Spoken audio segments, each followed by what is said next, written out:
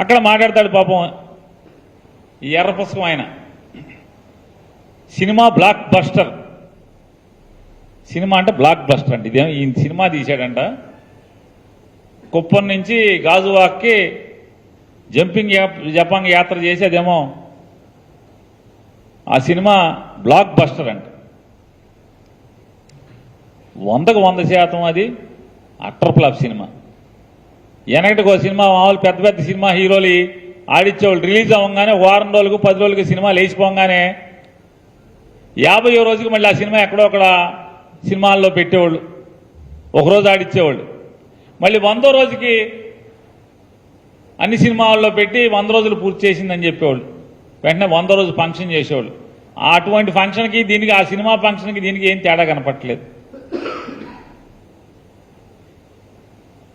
ఏం సాధించారా అంటే లోకేష్ ఏం సాధించాడు, తెలుగుదేశం పార్టీ ఏం సాధించింది ఈ యువగళం నవశకం జంపింగ్ జపాంగ్ యాత్రతో అంటే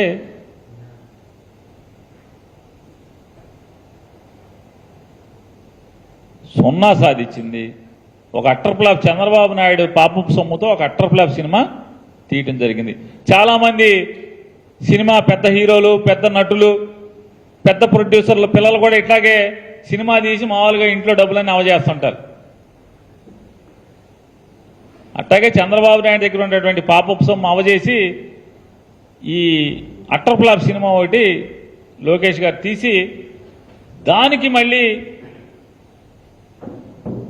ఈ అట్టర్ ఫ్లాప్ సినిమాకి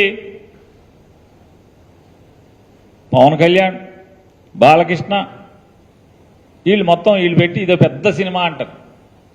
ఆ పవన్ కళ్యాణ్ రావటాకేమో మామూలుగా వెళ్ళి బతిమాలి బేరమాటి తెచ్చుకోవాల్సిన పరిస్థితి. చంద్రబాబు నాయుడు ఇంటికి వెళ్ళి బేరమాడి తెచ్చుకోవాల్సినటువంటి పరిస్థితి.